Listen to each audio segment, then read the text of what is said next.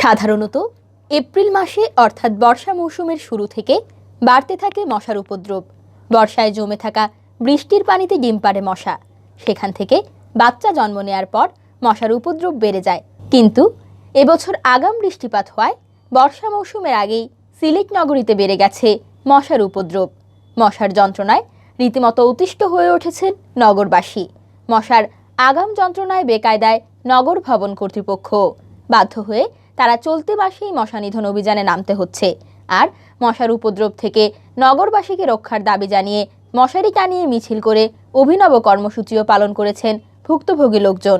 Sylhet city corporation সূত্রে জানা গেছে, মশক নিধন কর্মসূচির অংশ হিসেবে গত ডিসেম্বর মাসে নগরীর ২৭টি ওয়ার্ড জুড়ে চালানো হয়েছিল পরিষ্কার পরিচ্ছন্নতা অভিযান। একই সাথে মশার ওষুধও ছিটানো হয় পুরো নগরীতে। এতে মশার উপদ্রব কমে আসে। এপ্রিল মাসে বৃষ্টিপাত হলে ওই মাসের শেষের দিকে বা মে মাস নাগাদ আবারও মশক নিধন অভিযানে নামার পরিকল্পনা ছিল সিলেট সিটি কর্পোরেশনের।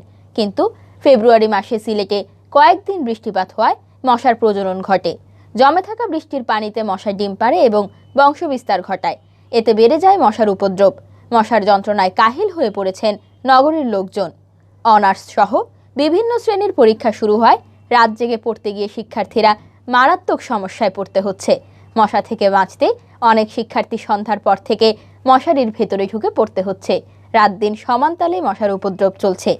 সিলেট নগরীর টিলাগড়ের বাসিন্দা এমসি কলেজের অনার্স দ্বিতীয় বর্ষের শিক্ষার্থী মৌসুমী আক্তার জানান, রাত দিন সমানভাবে মশার উপদ্রব সহ্য করতে হচ্ছে। পরীক্ষা চলায় একটু বেশি রাত পর্যন্ত পড়ালেখা করতে হচ্ছে, কিন্তু মশার ভয়ে মশারি টানিয়ে বিছানায় বসে পড়তে হচ্ছে। কয়েল ও এরোসল কোনোটাতেই মশার যন্ত্রণা থেকে নিষ্কৃতি মিলছে না। এদিকে মশার উপদ্রব থেকে নগরবাসীকে রক্ষার দাবিতে বুধবার নগরীতে অভিনব কর্মসূচি পালন করেছে সামাজিক সংগঠন সিলেট কল্যাণ সংস্থা ও সিলেট বিভাগ যুব কল্যাণ সংস্থা। সকাল 11টায় তারা শহীদ মিনার থেকে মশারি টানিয়ে মিছিল বের করে। মশারি সহ মিছিল নিয়ে তারা নগর ভবনে যান। পরে তারা মেয়র বরাবরে স্মারকলিপি প্রদান করেন। মশার উপদ্রব বেড়ে যাওয়ার কথা স্বীকার করেছেন সিটি কর্পোরেশনের সংশ্লিষ্ট কর্মকর্তারাও। সিলেট সিটি কর্পোরেশনের প্রধান স্বাস্থ্য কর্মকর্তা ডাক্তার জাহিদুল ইসলাম জানান, এবার আগাম বৃষ্টি হওয়ায় মশার বংশবিস্তারও হয়েছে অন্যান্য বছরের তুলনায় একটু আগেই। ফেব্রুয়ারিতে কয়েকদিন বৃষ্টি হওয়ায় ওই সময়ে মশা ডিম পাড়ে ও বংশবিস্তার ঘটায়। এর নেতিবাচক প্রভাব পড়ছে এখন। মশার উপদ্রব বেড়ে যাওয়ায় চলতি মাসেই মশক নিধনে নামতে হচ্ছে সিটি কর্পোরেশনকে। গেল বছর পর্যন্ত ২৬.৫ বর্গ কিলোমিটার আয়তনের সিলেট সিটি কর্পোরেশনের ২৭টি ওয়ার্ডে মশক নিধন অভিযান চালাতে হয়েছে। এতেও হিমশিম খেতে হয়েছে নগর ভবন কর্তৃপক্ষকে।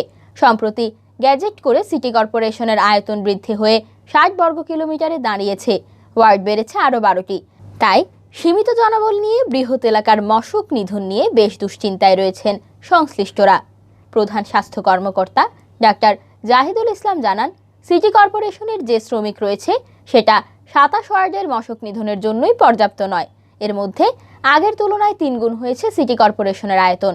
এই অবস্থায় মশক নিধন অভিযান চালাতে অনেক বেগ পেতে হবে। এছাড়া একযোগে পুরো নগরীতে অভিযান চালানো না গেলে সুফলও কম পাওয়া যাবে।